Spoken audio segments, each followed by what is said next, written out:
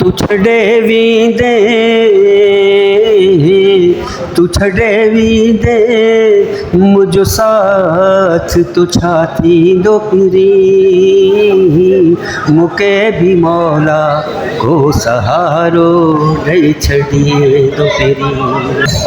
अस्सलाम वालेकुम नाजरीन, जैसे कि आपको पता है हमारे साथ मौजूद हैं राना ताहिर साहब और आज से 13 साल पहले का एक वीआईपी सा गाना जो सिंध के बच्चे बच्चे को पता है, तू छॾे वींदे मुंहिंजो साथ त छा थींदो पिरी मूंखे भी मौला को सहारो ॾेई छॾींदो पिरी। और उसमें जो एक्टिंग की थी वो थी राना ताहिर साहब ने। राना ताहिर साहब हमारे साथ मौजूद हैं। राना साहब अस्सलाम वालेकुम, क्या हाल है, खैरियत? अस्सलाम। ये आपने कैसे गाना किया था और उसके कुछ बोल हमें अगर आप अपने ज़बान से सुना दें। तू छड़े भी दे,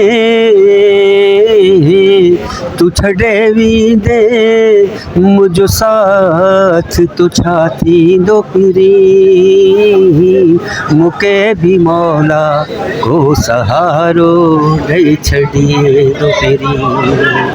ये सॉन्ग के बोल थे इब्तिदाइया। और ये ताहिर अराई साहब बड़े टैलेंटेड डायरेक्टर थे, अल्लाह उनकी मग़फ़िरत करे। यंग एज में ही उनका इंतकाल हो गया। तो उन्होंने मुझे बताया, मैं उनके साथ ख़बरें में काम करता था, तो हमारा प्रोडक्शन हाउस था हमारे इदारे का, तो वहाँ हम बैठ के काम करते। तो जब वो सिंध टीवी पे चला गया ताहिर अराई, एक दिन मैं उससे मिलने के लिए गया। उसने मुझे बताया, बल्कि मुझे नहीं बताया, वहाँ पे 3-4 उसके मेहमान बैठे, कहने लो भी मेरा हीरो आ गया, मेरा हीरो आ गया। अच्छा।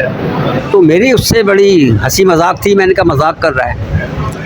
तो कहने लगा राना साहब आप मेरे गाने के हीरो हैं और मैंने एक गाना मेरे पास आया है आशिक समूह का, तो उसमें उसके आप हीरो हैं। तो मैंने कहा छोड़ो यार, क्यों मजाक कर रहे हो? कहता नहीं मजाक नहीं कर रहा, मैं परसों आऊँगा आपके पास। अच्छा। मैंने कहा भी आ जाना, मोस्ट वेलकम, क्योंकि मेरे घर आता जाता था, मैं भी उसके घर आता जाता। तो वो जनाब तकरीबन कोई 10 साढ़े 10 बजे के टाइम पे वो आ गया। देखा तो पूरी वैन में पूरा सामान लदा हुआ, सेटअप, ये वो, साथ में हीरोइन भी आ गई। कहने लगा चलो भी। अच्छा, मेरा स्टूडियो था घर पे ही जिसमें मैं मॉडलिंग करता हूँ, तो सेटअप तकरीबन लगा ही होता था। कहता चलें भी अपना सेटअप ऑन करें और शुरू करें। और साथ में आशिक समूह भी आया बात।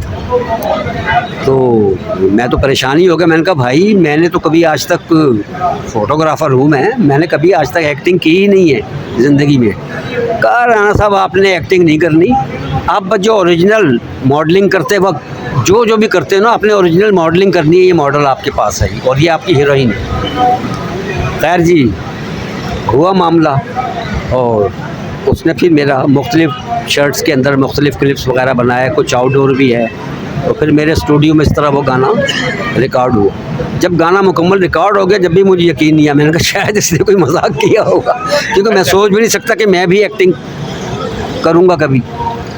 तो इस तरह वो गाना गाया। तो वो ईद के रोज़ रिलीज़ हुआ था उस ज़माने में।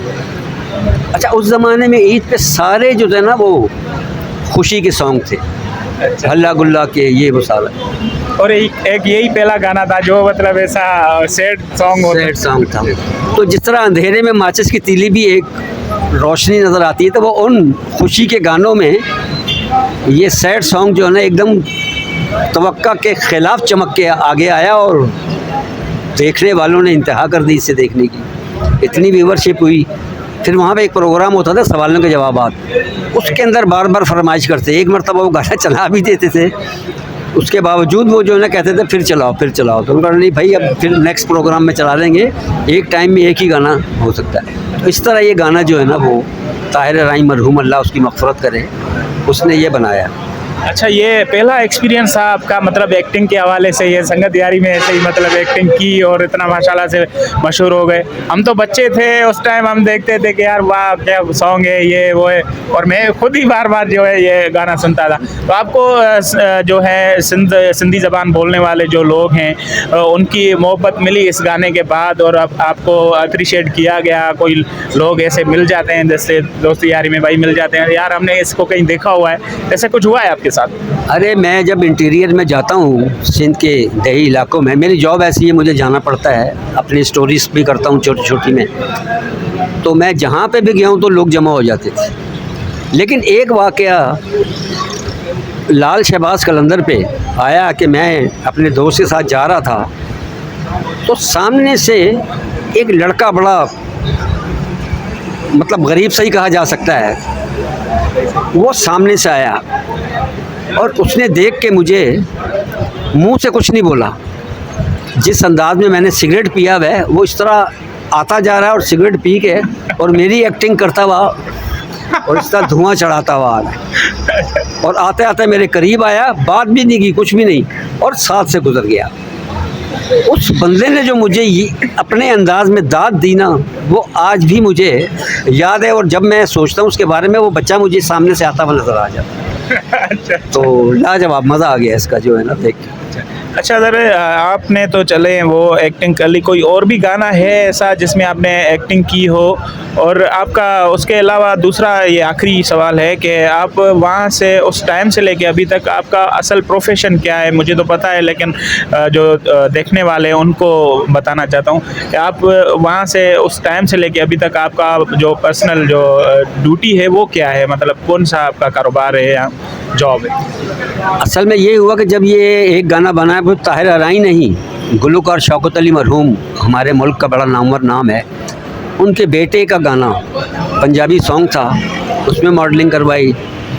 फिर उसने एक कशिश टीवी के ऊपर मास्टर मंजूर मरहूम, जिन्होंने शायद ख़ुदकुशी कर ली थी या कुछ ऐसा ही डिस्प्यूट था मामला उनका, उनका जो लास्ट सॉन्ग था ना, तो उसमें मुझसे मॉडलिंग करवाई उसने। उसके बोल थे, यार जे को भी उजे, यार जे को भी उजे, दिल में रहन दो, मन में रहन दो, तो वो कराया। फिर उसके बाद एक उसने मज़ीद गाना सिंध टीवी से बनाया था, उसमें मुझे डायरेक्टर का किरदार अदा किया उसने, क्योंकि वो झिझक तो वो तू छड़े वींदे ने ख़त्म हो गई थी कैमरे के सामने आने की और अदाकारी करने की। उसमें एज ए डायरेक्टर करेक्टर किया। फिर वो जिस मॉडल को मैं इंट्रोड्यूस कराता हूँ वो किसी और के साथ अटैच हो जाती है, लेकिन उसको मॉडल को बुलंदियों पर मैं ही लेके जाता हूँ फ़न की। तो जब चली जाती है तो उसके गम में मुझे फालिज का अटैक हो जाता है, तो मैं व्हील चेयर पे आता हूँ। उसमें मुझसे फिर ताहिर अराई ने फालिज के मरीज़ का करैक्टर कराया। अब ये देखने वालों को पता होगा कि मैंने किस हद तक उसको बेहतर किया और किस हद तक बेहतर नहीं किया। इस तरह तकरीबन 4-5 गाने जो है ना उसने मुझसे बनवाए और बनाया सारे ताहिर अराई ने। उसको पता नहीं मुझ में क्या अच्छाई नज़र आई कि जो भी अच्छी थीम का गाना होता था वो मुझे एज ए मॉडल इस्तेमाल करता था। अच्छा सर, अभी आप क्या करते हैं? मतलब अभी आपका कारोबार या फिर कोई जॉब वगैरह है तो वो आपकी क्या है? मैं असल में बुनियादी तौर पर तो फ़ोटोग्राफ़र हूँ, और मैं फ़ाइन फ़ोटोग्राफ़ी जिसे ट्रांसपेरेंसीज़ कहते थे उसमें मुझे काफ़ी तजुर्बा हासिल हुआ।